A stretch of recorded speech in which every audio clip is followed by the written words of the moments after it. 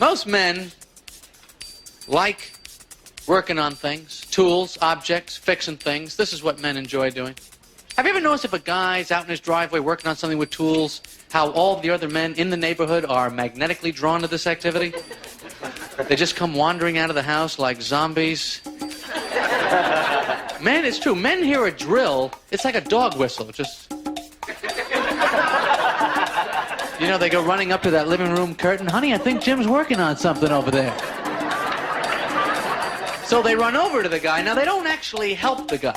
No, they just want to hang around the area where work is being done. That's what men want to do. We want to watch the guy. We want to talk to him. We want to ask him dumb questions, you know. What are you using, a Phillips head? You know, we feel involved. That's why when they have construction sites, they have to have those wood panel fences around it. That's just to keep the men out. They cut those little holes for us so we can see what the hell is going on. But if they don't cut those holes, we are climbing those fences. Right over there. What are you using, the steel girders down here? Yeah, that'll hold. So they're showing me on television the detergents for getting out blood stains. Is this a violent image to anybody? Blood stains? I mean, come on, you got a t-shirt with blood stains all over it. Maybe laundry isn't your biggest problem right now. You gotta get the harpoon out of your chest first. I'm not a foodie. I don't... Oh, this is too rare. Oh, it's too salty. Just eat it and shut up. I'll eat anywhere, whatever they're having. I have eaten rolls off of room service trays in hotel hallways. I have. That's not a joke. This is my life. I don't know. Somebody left it. Why would somebody poison a roll and leave it in the hallway of some comic coming down at 2 o'clock in the morning? Why would they do that? Women need to like the job of the guy they're with. If they don't like the job, they don't like the guy.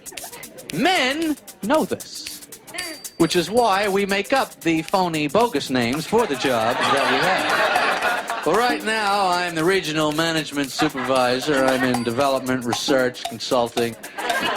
Men, on the other hand, if they are physically attracted to a woman, are not that concerned with her job, are we? Men don't really care. Men will just go, really, slaughterhouse? Is that where you work? That sounds interesting. So what do you got, a big cleaver there? You just lopping their heads off? That sounds great. Listen, why don't you shower up and we'll get some burgers and catch a movie. Pilot always comes on with his little announcements. I'm going over this, I'm going over that. I'm taking a left, I'm bringing it up, I'm taking it down. I'm going right, I'm going this way, I'm going that way. And we're back there. Yeah, that's all fine. Just do whatever the hell you gotta do. I don't know what the hell is going on. Do I bother him? Do I go knocking on the cockpit door? I'm having the peanuts now.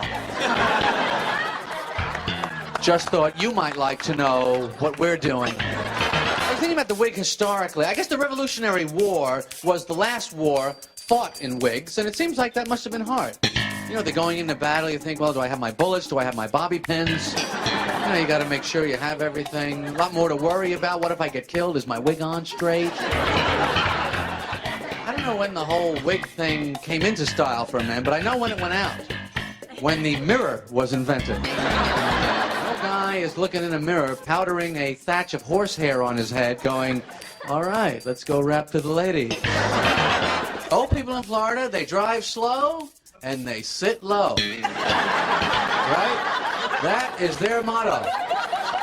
The state flag of Florida should be like a steering wheel with a hat and 2 knuckles on it.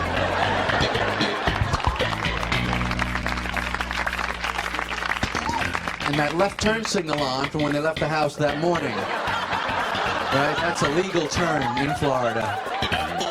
It's known as an eventual left. And old people get to a certain age where when they back out of the driveway, they don't look. You know what I mean? They just feel like, well, I'm old, and I'm coming back. I survived. Let's see if you can. I always feel bad for the silver medal winner in the Olympics. I mean, how do you live with that the rest of your life? People are going to keep asking you, how much did you lose by? I don't even know. It was like, no. Like, no. Like, it was like, no. That was it. That was it. I trained, I worked out, I exercised, I did everything. I was doing push-ups, sit-ups. I never did anything but exercise and work out for 20 years. I flew halfway around the world. That was it was a photo finish. Silver, gold. If I had a pimple, I would have won. See, to me, you go in the health club, you see all these people, and they're working out, and they're training, and they're getting in shape. But the strange thing is, nobody's really getting in shape for anything. The only reason that you're getting in shape is that so you can get through the workout. So we're working out so that we'll be in shape for when we have to do our exercise. You know, you throw a rock into a crowd, that's considered terrorism. But if you have a nice follow-through, you know, that's golf. I'm always impressed, actually, with the golf cameraman whose job it is to follow the golf ball when it's in the sky. You know what I mean? It's a little white ball. It's doing 100 miles an hour on a white background. I got it. I lost it. I got it. I lost it. I got it. I lost it. Why bother? Aim the camera at the sky, aim it at the ground, take a ball out of your pocket, throw it down. Who's going to know where the hell it came from? But if any invention marks the decline of human civilization, I think it would have to be the snooze alarm. The snooze alarm is based on the idea that when the alarm goes off, you are not getting up. You're not even awake. You're already a failure. They should sell the snooze alarm with an unemployment application and a bottle of tequila. Just make it a complete, pathetic loser kit. Car names are so stupid, aren't they? No baron has ever owned a LeBaron. Or the Ford LTD. LTD. Limited. It's a limited edition. What do they make, 50 million of those? Yes, it's limited to the number we can sell. Or when they try and mangle a positive word into a car name. You know how they'll do that? The Integra. Oh, integrity? No, Integra. The Supra, or the Impreza. Yeah? Well, I hope it's not a Lemona, or you'll be hearing from my lawyer. The worst part about a car breaking down is when you're out on the road, you're a guy, because now you have to get out and pretend like you know what you're doing. You gotta get, all right, honey. I'm gonna go check it out. Walk around the front, open up the hood. That's good, because it obscures her view. That's the main reason you want to do that. You're looking in there, you know, you're hoping you're going to see something in there. So simple, so obvious, so incredibly easy to fix, even you can handle it. Like a giant on-off switch turned off. Parking lots now, they have this compact car-only spots. Isn't that discrimination against the size of your car? If I want my ass hanging out of the back of my parking spot, that's my business. There are people out there with real asses hanging out of their pants. Nobody's stopping them. Nobody goes, hey, hold it, sir. Those are compact jeans. You can't pull that in there. You ever see those tribal hunters where they wear the fur and then they have the other animal's head on top of their head? You know, I'm sure there's a moose looking at that going, yeah, that looks real good. Yeah, I'm going to turn my back on this goofball with the extra head because there's nothing fishy going on there. I'll just keep drinking from the stream. I've seen a lot of two-headed tigers with knees. Extreme sports, bungee jumping. To me, bungee jumping is a sport. So is being a crash test dummy. Just leaning does not make it a sport. It's like a Wile E. Coyote idea, isn't it? The thing I wonder about in skydiving is why do they even bother with the helmets? Can you almost make it? Well, you might as well just wear a party hat. What's the difference? I mean, you jump out of a plane 20,000 feet in the air, the chute doesn't open. I got news for you. The helmet is now wearing you for protection. Later on, the helmet's talking to the other helmets going, boy, it's a good thing he was there, or I would have hit the ground directly. We're a little too into sports in this country. I think we got to throttle back. You know what I mean? People come home from these games. We won! No, they won. You watched. Doctor is supposed to be such a prestigious occupation, but it's really like one of the only jobs where you have to have your diploma right up there on the wall. It makes him seem so insecure, doesn't it? I really am a doctor, you know. You think I'm not, just check it out. I mean, I don't know why they need these little bits of psychological leverage over us all the time. Go in that little room, take your pants off, wait 15 minutes, and I'll give you my opinion. And after that, anybody that comes in with pants on seems like they know what they're talking about. In any difference of opinion, pants always beats no pants. Now, every time somebody recommends a doctor, oh, he's the best. Oh, is he good? Oh, he's the best. This guy's the best. They can't all be the best. There can't be this many best. Someone's graduating at the bottom of these classes. Where are these doctors? Is somewhere someone saying to their friend, you should see my doctor. He's the worst. Oh, yeah, he's the worst. He's the absolute worst there is. Whatever you've got, it'll be worse after you see him. Yeah, he's a butcher. The man's a butcher. And then there's always that, make sure that you tell him that, you know me. Why? What's the difference? He's a doctor. What is it? Oh, you know Bob. Oh, okay, I'll give you the real medicine. Yeah, everybody else, I'm giving Tic Tacs. You give me an explanation as to why the pharmacist has to be 2.5 feet up above everybody else. What the hell is he doing? He can't be down there on the floor with you and me. Brain surgeons, airline pilots, nuclear physicists, we're all on the same level. Oh no, he's got to be 2.5 feet up.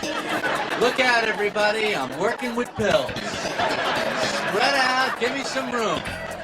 The only hard part of his whole job that I could see is typing everything onto that little tiny label. It has to try and get all the words on there, keep the paper and the little piece of paper in the roller of the typewriter. Oh no, he's got to be 2.5 feet up.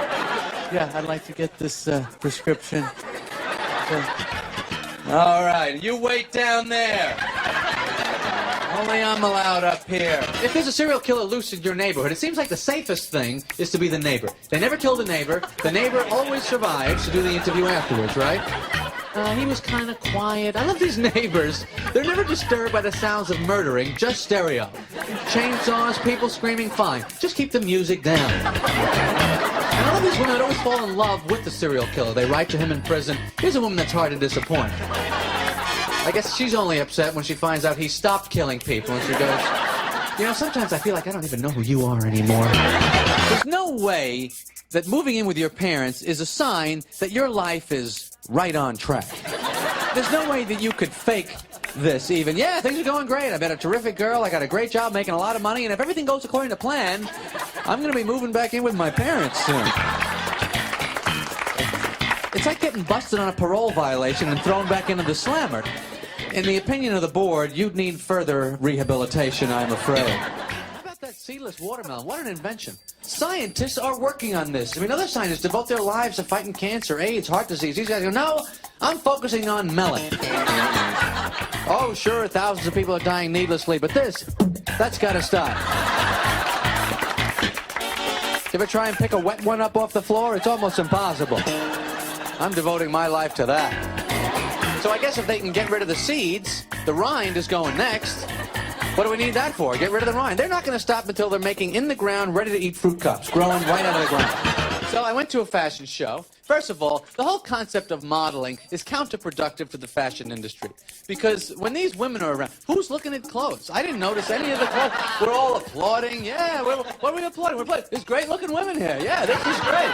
We're applauding. I'm glad I'm here in this room with all these great-looking women. Anybody can design a shirt. It takes talent to get all these girls in one spot.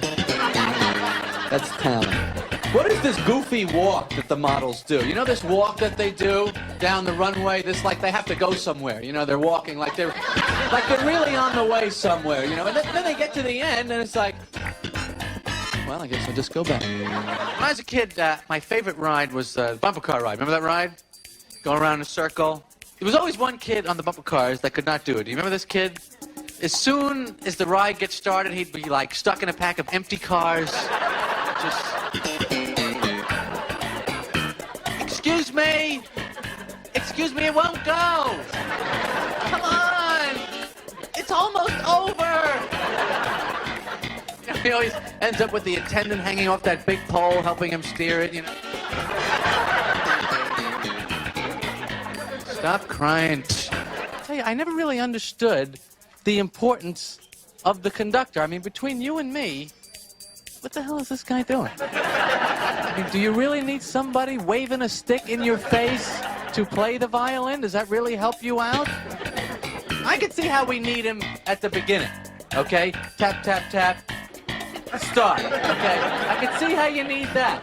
But once we're going, okay? Once it's all happening, what do we need him for then? I don't see the cellist looking up go, I'm confused. I don't know what to do. I don't know what to do. And the conductor go, do this, like this. Oh, okay, thank you. Thank you very much. How about the doggy bag on a date?